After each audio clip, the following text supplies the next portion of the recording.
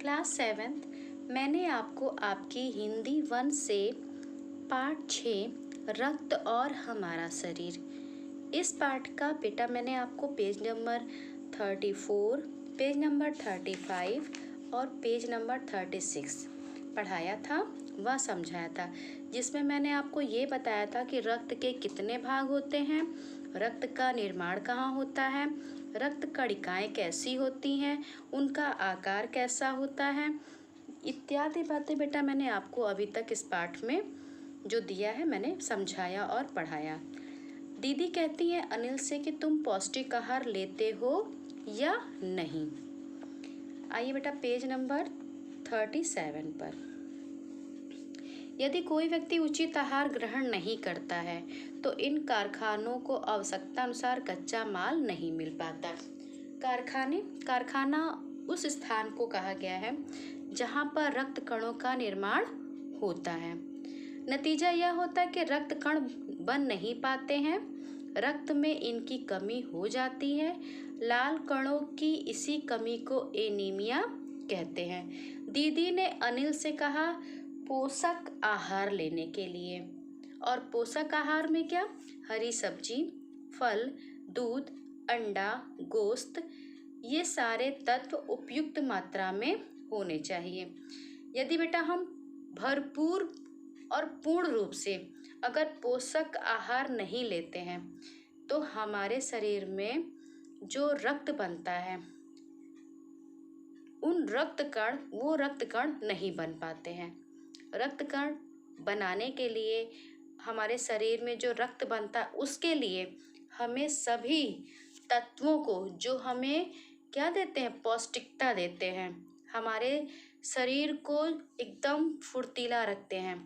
हमारे शरीर के लिए, हमारे शरीर की हड्डियों के लिए, रक्त के लिए बेटा हमें पोषक आहार लेना चाहिए। और फिर यहाँ तो कहा गया है कि अगर हम नहीं खाते हैं, पोषक आहार नहीं ग्रहण करते हैं तो जो कच्चा माल नहीं मिल पाता है, जिस कच्चे माल से हमारा रक्त बनता है, कच्चा माल मतलब कि हरी सब्जी, फल, विटामिन और गोश्त, दूध, अंडा, जिससे हमें क्या मिले, हमें पोषकता मिले।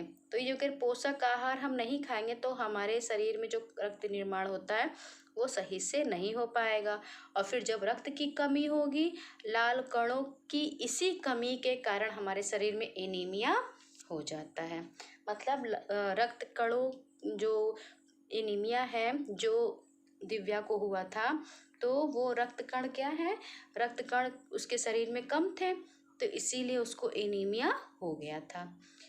तो क्या संतुलित आहार लेने मात्र से हम एनीमिया से बचे रह सकते हैं, अनिल ने सवाल किया।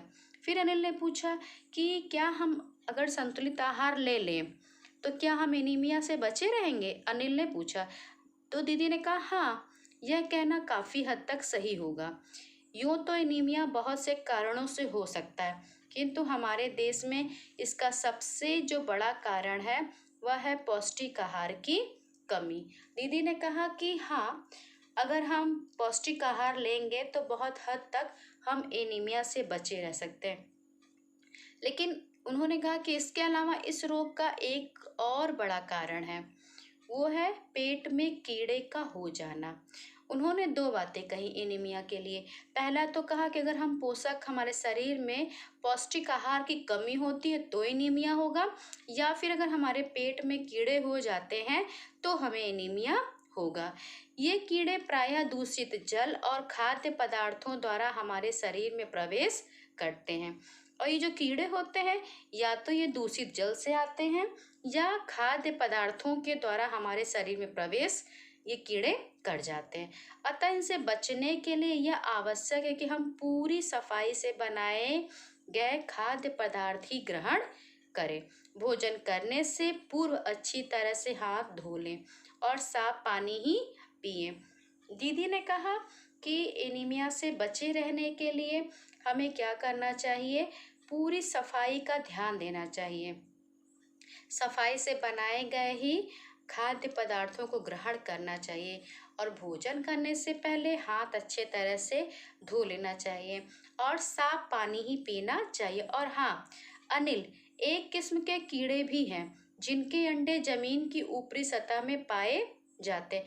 फिर दीदी ने कहा एक तो पौष्टिक आहार ना लेने से एनीमिया होता है, दूसरा उन्होंने कहा कि पेट में कीड़े हो जाने से एनीमिया होता है। फिर उन्होंने कहा कि हाँ अनिल, एक किस्म के कीड़े भी होते हैं जिनके अंडे जमीन की ऊपरी सतह पर पाए जाते हैं। इन अंडों से उत्पन्न हुए जो लार्वे हैं वे त्वचा के रास्ते हमारे शरीर में प्रवेश कर जाते हैं और आंतों में अपना घर बना लेते हैं। इनसे बचने का सहज उपाय है कि शौच के लिए हम शौचालय का ही प्रयोग करें और इधर उधर नंगे पैर ना घूमें। तो बेटा उन्होंने एनीमिया के 3 कारण बताए। पहला तो पौष्टिक आहार की कमी, दूसरा उन्होंने कहा कि पेट में कीड़े का हो जाना, दूसरा उन्होंने कहा कि जो कीड़े होते हैं वो जमीन की ऊपरी सतह पर पाए जाते हैं और उनके जो लार्वे होते हैं वो त्वचा के द्वारा हमारे शरीर में प्रवेश करते हैं और आंतों में अपना घर बना लेते हैं। तो उन्होंने कहा कि हमें क्या करना चाहिए, पहले तो हमें पौष्टिक आहार भरपूर मात्रा में लेना चाहिए। फिर उन्होंने कहा कि हमें सफाई से बने भोजन को ही करना चाहिए और भोजन करने से पहले अच्छे से हाथ धोना चाहिए, साफ पानी पीना चाहिए। फिर उन्होंने कहा कि शौच के लिए शौचालय का प्रयोग करना चाहिए और फिर इधर उधर नंगे पैर भी नहीं घूमना चाहिए। तो दीदी ने अनिल को इतनी सारी बातें बताई। अनिल ने कहा दीदी यह तो बहुत ही महत्वपूर्ण बात बताई आपने।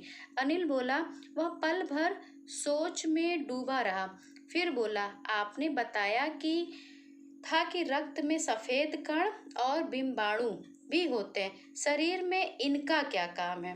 देखो अनिल ने बेटा फिर पूछा, क्या पूछा, पहले तो उसने पूछा कि एनीमिया कैसे होता है, तो दीदी ने सारी बातें ये बताई। फिर अनिल ने कहा कि दीदी आपने कहा था कि रक्त में सफेद कण भी होते हैं और बिम्बाणु भी होते हैं, तो अब आप ये बताइए कि हमारे शरीर में इनका क्या काम है।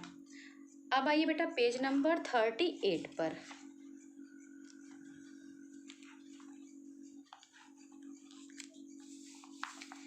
दीदी बोली, सफेद कण वास्तव में हमारे शरीर के वीर सिपाही हैं।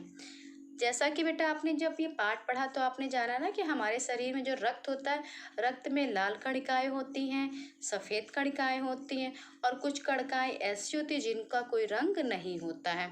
सफ़ेद कण जो होते हैं वो हमारे शरीर के लिए वीर सिपाही की तरह होते हैं। जब रोगाणु शरीर पर धावा बोलने की कोशिश करते हैं तो सफ़ेद कण उनसे डट कर मुकाबला करते हैं और जहाँ तक संभव हो पाता है रोगाणुओं को भीतर घर नहीं करने देते। बस संक्षेप में यूँ मान लो कि वे बहुत से रोगों से हमारी रक्षा करते हैं। फिर सफ़ेद कण क्या होते हैं बेटा, हमारे शरीर के लिए वीर सिपाही के समान होते हैं। जैसे ही कोई रोगाणु हमारे शरीर पे धावा बोलने की कोशिश करता है तो सफ़ेद कण क्या करते हैं, उन रोगाणुओं से मुकाबला करते हैं और जहाँ तक संभव हो पाता है वो रोगाणुओं को शरीर में प्रवेश करने नहीं देते हैं। इस तरह से ये सफ़ेद कण हमारे शरीर की बहुत सारे रोगों से रक्षा करते हैं। और बिम्बाणुओं का काम है चोट लगने पर रक्त जमाव क्रिया में मदद करना। जब कभी बेटा आपको कहीं हल्का सा कट जाता है तो आप देखते हैं थोड़ी देर रक्त बहता है, अगर हल्का कटा होता है तो थोड़ी देर रक्त बहता है फिर अपने आप बंद हो जाता है। ये कैसे होता है, ये होता है बिम्बाणुओं के द्वारा कैसे होता है, बिम्बाणु क्या करते हैं बेटा, वहाँ पर रक्त में अंदर की तरफ से त्वचा पे एक जाल की तरह से बिछा देते हैं। तो जो बिम्बाणु होते हैं इसी जाल पर चिपक जाते हैं। जब चिपक जाते हैं तो जो दीवार में दरार आती है वह भर जाती है और रक्त जो है वो शरीर से बाहर निकलना बंद हो जाता है। देखिए यहाँ पर क्या है, बिम्बाणुओं का काम है चोट लगने पर रक्त जमाव क्रिया में मदद करना। रक्त के तरल भाग प्लाज्मा में एक विशेष किस्म की प्रोटीन होती है जो रक्त वाहिका की कटी फटी दीवार में मकड़ी के जाले के समान एक जाला बुन देती है। बिम्बाणु इसी जाले से चिपक जाते हैं और इस तरह दीवार में आई दरार भर जाती है जिससे रक्त बाहर निकलना बंद हो जाता है। आप समझ गए ना बेटा, बिम्बाणु क्या काम करते हैं? जब चोट लगती है तो वो रक्त के जमाव की क्रिया में मदद करते हैं।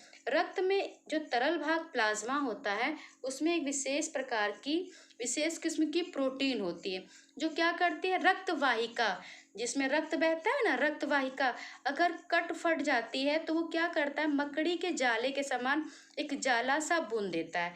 तो बिम्बाणु उसी जाले से चिपक जाते हैं और दीवार में जो दरार, मतलब हमारी त्वचा पे दीवार पे जो दरार आती है वह भर जाती है और रक्त बाहर निकलना बंद हो जाता है।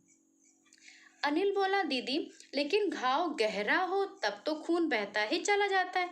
तो उन्होंने कहा, हाँ, ऐसे समय में उस व्यक्ति को जल्दी से डॉक्टर के पास ले जाना चाहिए। जरूरत समझने पर ऐसी स्थिति से निपटने के लिए कुछ टाँके भी लगाने पड़ सकते, किंतु डॉक्टर के पास पहुंचने तक के समय में चोट के स्थान पर कसकर एक साफ कपड़ा बांध देना चाहिए। दबाव पड़ने से रक्त का बहना कम हो जाता है जो उस व्यक्ति के लिए काफी हद तक लाभप्रद सिद्ध हो सकता है, किंतु अगर बहुत अधिक रक्त बह रहा है तो उसे रक्त चढ़ाने की जरूरत पड़ सकती है, दीदी ने समझाते हुए कहा। तो अनिल ने कहा कि अगर बहुत, मतलब थोड़ा अगर रक्त बह रहा है, थोड़ा बहुत कट गया है, तब तो बिम्बाणु क्या करेगा, रक्त जमाव की क्रिया में मदद करेगा। अगर लेकिन बहुत ज्यादा अगर रक्त बह रहा है तो क्या करना चाहिए? तो दीदी ने कहा तुरंत डॉक्टर के पास ले जाना चाहिए और उस समय फिर उसको टाँके भी लगाने पड़ सकते हैं। तो किंतु डॉक्टर के पहुंचने तक क्या करना चाहिए, चोट पर साफ कपड़ा कस के बांध देना चाहिए।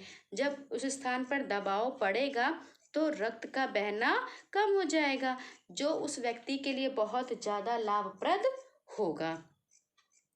फिर अनिल ने कहा अगर बहुत ज्यादा रक्त बह रहा है तो क्या नाम है, दीदी ने कहा कि अगर बहुत ज्यादा रक्त बह जाए तो उसे रक्त चढ़ाने की भी जरूरत पड़ सकती है, दीदी ने समझाते हुए कहा। अनिल ने कहा कि क्या ऐसे समय में किसी भी व्यक्ति का खून काम आ सकता है? दीदी बोली, अनिल, हर किसी का रक्त एक सा नहीं होता है। कुछ विशेष गुणों के आधार पर रक्त को 4 मुख्य वर्गों में बांटा गया है। जरूरतमंद व्यक्ति के रक्त समूह की जांच करने के बाद उसे उसी रक्त समूह का रक्त चढ़ाया जाता है। दीदी ने कहा, नहीं, सबका रक्त एक सा नहीं होता है।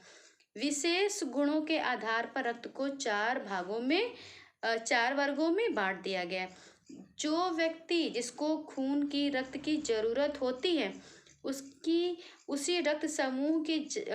के रक्त की जांच की जाती है और फिर रक्त समूह का रक्त उसको चढ़ाया जाता है। लेकिन जरूरत के समय यदि उस रक्त समूह का कोई व्यक्ति मिले ही नहीं तब क्या होगा, अनिल ने फिर पूछा।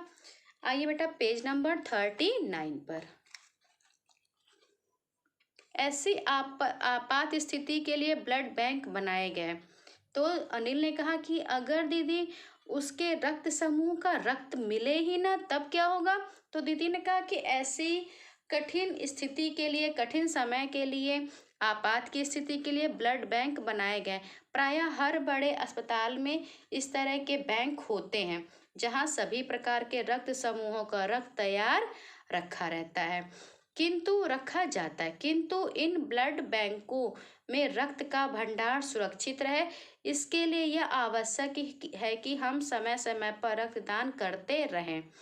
दीदी ने कहा कि ब्लड बैंक में रक्त की कमी ना हो पाए और रक्त का भंडार सुरक्षित रहे, इसके लिए हमारे लिए आवश्यक है कि हम समय समय पर रक्तदान करते रहें। तो अनिल ने कहा, क्या मैं भी रक्तदान कर सकता हूँ? अनिल ने पूछा। तो दीदी ने कहा, नहीं, अभी तुम छोटे हो।